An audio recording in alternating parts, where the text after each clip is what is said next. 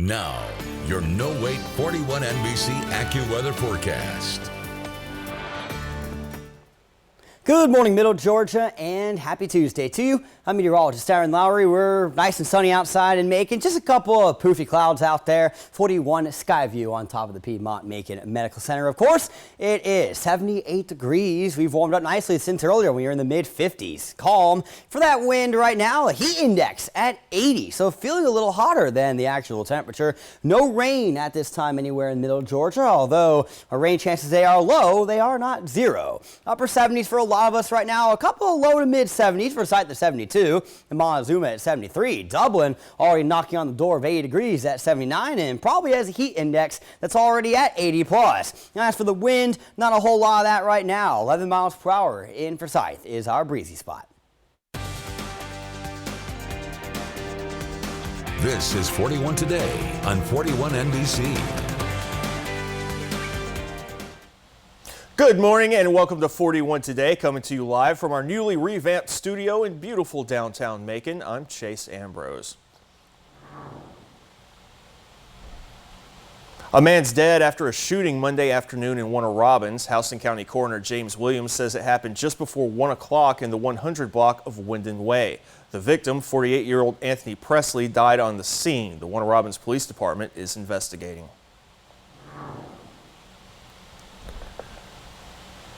Pleasant Hill residents gathered at historic Linwood Cemetery to honor fallen servicemen and women with a wreath-laying ceremony. The ceremony was held in the historic Black Cemetery in remembrance of African-American veterans laid to rest there. The president of the Macon Cemetery Preservation Corporation explained why the nonprofit observes Memorial Day at Linwood Cemetery every year. It's key into creating self-esteem for younger people to know how Black people contributed to our society, no matter whether it was a local level to a global level. The cemetery, established in 1894, could contain as many as 4,000 graves. Several prominent people are buried there, including Charles Douglas, founder of the Douglas Theater, and Rodney Davis, Macon's only Medal of Honor recipient. A powerful tribute resonated across Veterans Park in Warner Robins as veterans and community members gathered for a Memorial Day remembrance ceremony. The ceremony included a presentation of colors followed by a heartfelt reading of Annette Wynn's poem, Memorial Day. The crowd also took a moment to honor those who made the ultimate sacrifice. Warner Robins Mayor LaRonda Patrick reflected on the cost of freedom and thanked the attending veterans. It's important to the city of Warner Robins and me during my administration to always honor our military service members and also those that we have lost as they fought for our freedoms. Various veterans groups were in attendance, including members from the Veterans of Foreign Wars Association or organization, Veterans of Vietnam Veterans of America, chapters 443 and 902, and American Legion posts 594 and 172. On to Cochran now, where locals and city leaders gathered to honor the brave men and women who've given their all in service. That event included stories of sacrifice, honor, and a call for understanding from the younger generation. 41 NBC's Edward Smart reports.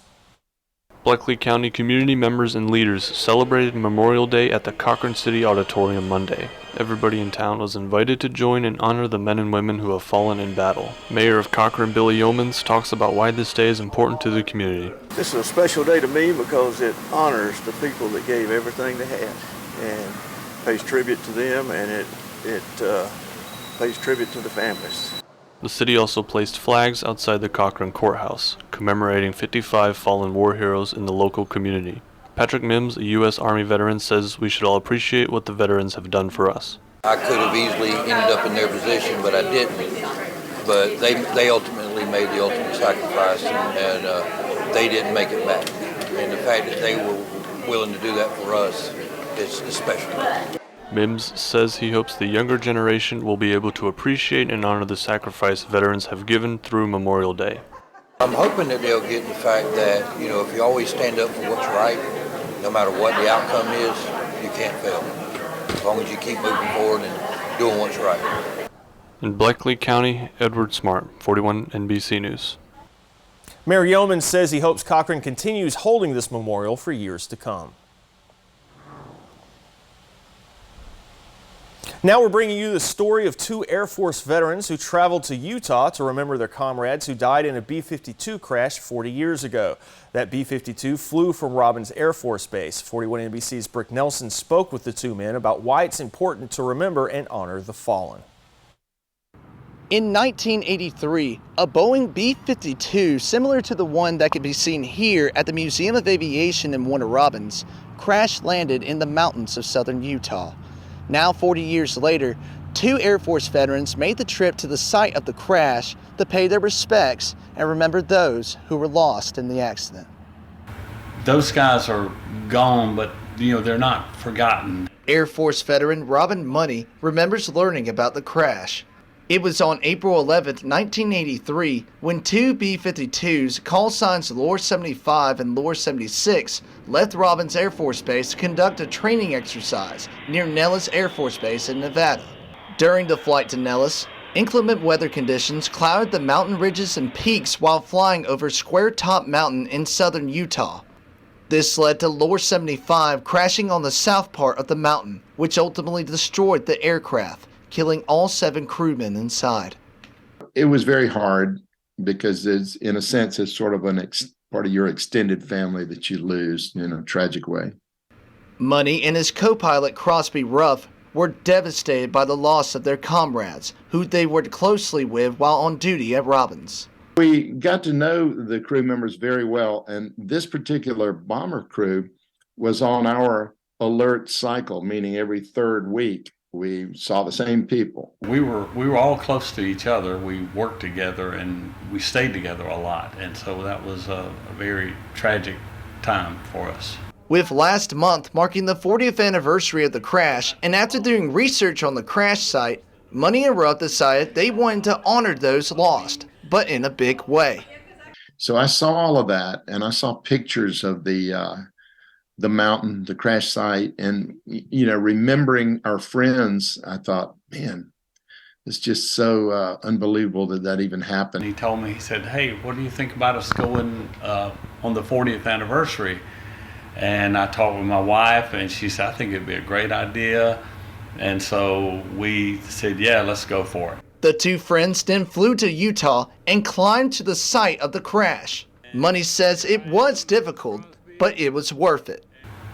Fortunately, as we climbed up, we climbed directly over the impact point of the crash, and we began to see hundreds and hundreds of pieces of the aircraft scattered all across the mountain there. We both shed tears there. We shed tears on top of the mountain when we got to the monument, and even as we got back down the mountain after a 10-hour climb up and down.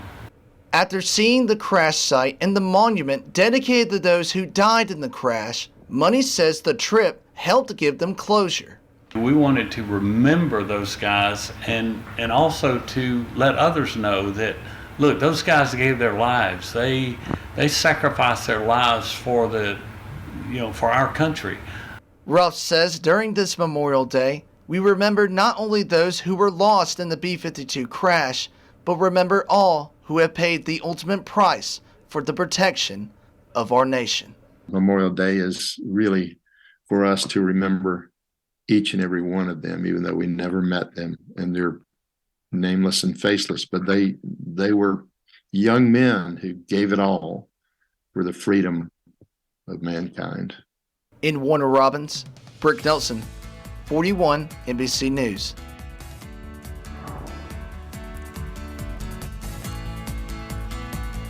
Well, our rain chances today aren't very high, but what if I told you that in some spots you might be a little more likely to see it than in others? I'll tell you who is most likely after the break.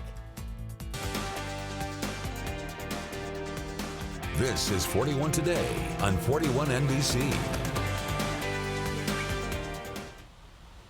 Welcome back. McDonald's and Chick-fil-A are rolling out geofencing technology on their apps to serve meals faster and hotter, and streaming services are removing tons of movies and shows. Jen King's at the NASDAQ market site with those stories and more in today's Tech Report. Content on streaming services is disappearing as studios seek to cut costs. Wall Street has turned up the heat on the media companies, now focusing on if and when streaming will be profitable. Removing content from streaming platforms as a way for streamers to avoid residual payments and licensing fees. While TikTok has been the hot seat before the U.S. government for its Chinese ownership and data practices, other Chinese apps have skyrocketed in popularity among American users.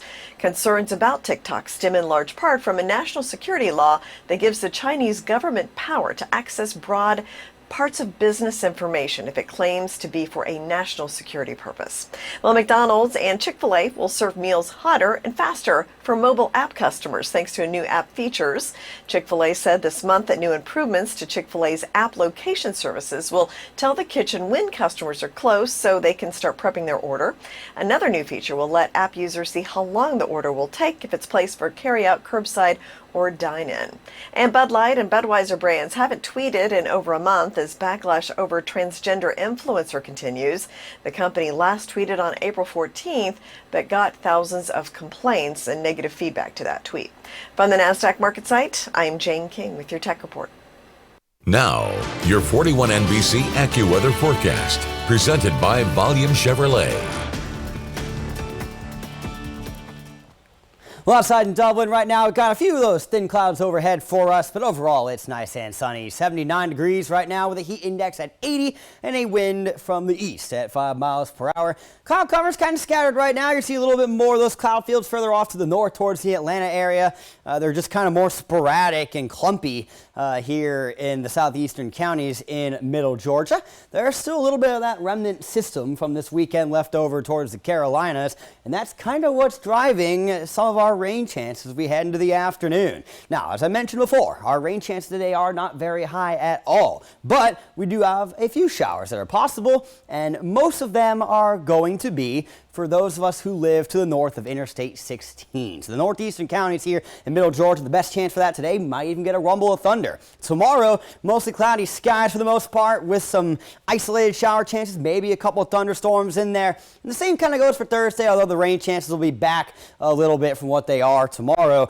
And then there's this little mess in the Gulf, which right now we're not going to worry about because it's just kind of dancing out there. And until we know what it's going to end up doing later on this week, which more than likely will continue to go further west and shouldn't impact us. But unless there's a drastic change, it's probably not something we'd be too concerned with. So a lot of low to mid 80s today. Dublin up to 84 along with McRae, Macon, Warner Robins. Those are really the warm spots this afternoon, along with Abbeville at 85. That's the overall hot spot, with Forsyth at 81 being the cool spot. It is great pool weather today if you want to get out, beat the heat a little bit. These low 80s under partly cloudy skies. Just remember to wear the sunscreen with the UV index today around 9. And then, of course, if you hear any rumble of thunder, make sure to get out of the water until you don't hear that anymore. The safety measure there is about 30 minutes from the last rumble of thunder to know that you are in the clear. But as you can see, it's largely the northeastern counties that are seeing those shower chances, although they are elsewhere. It doesn't mean that other places can't see them. It's just the highest concentration looks like it'll be in that area.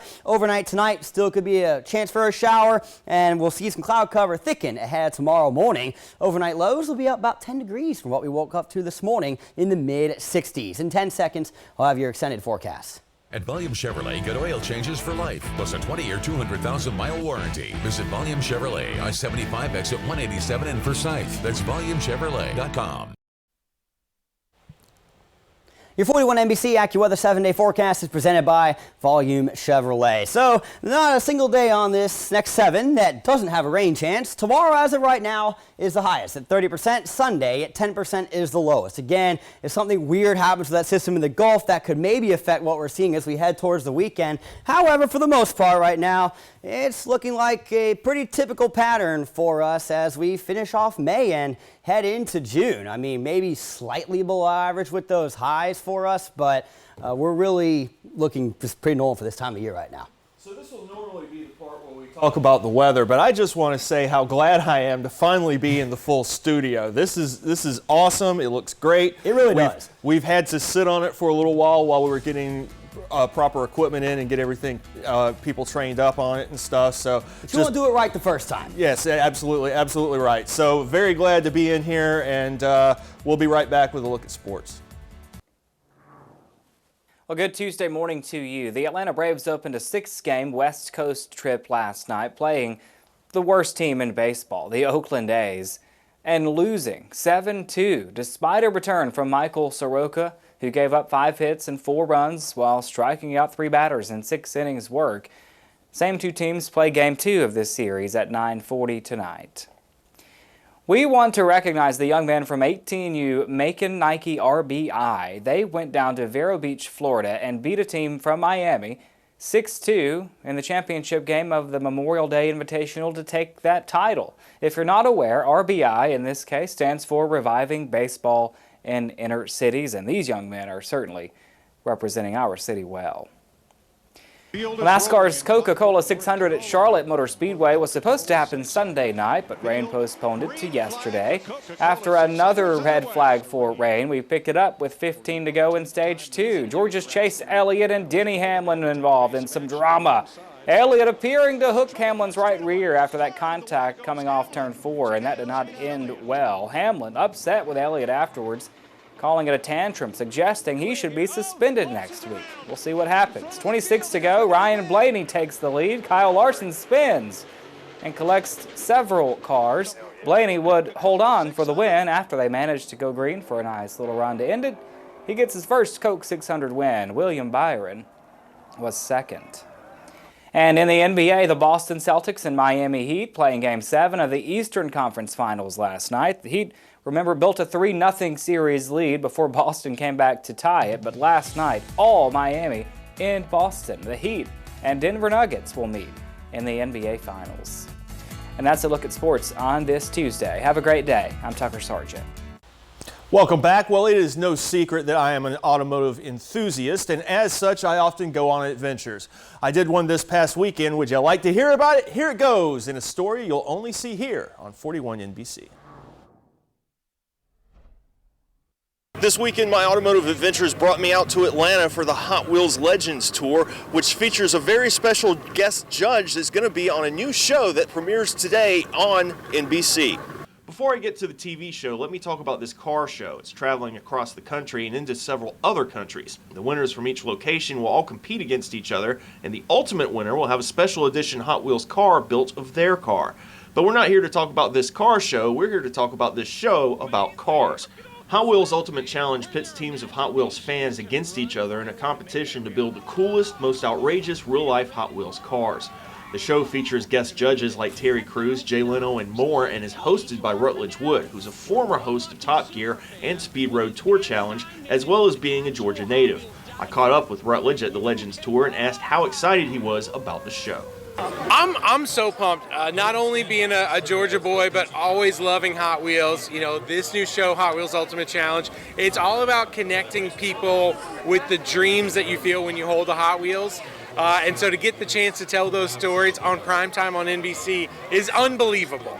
Earlier I mentioned one of the tour judges is on the show. Christopher Michaels is a good friend of mine. He's an artist and a fabricator, and he does both of those as a member of one of the competing teams on the show.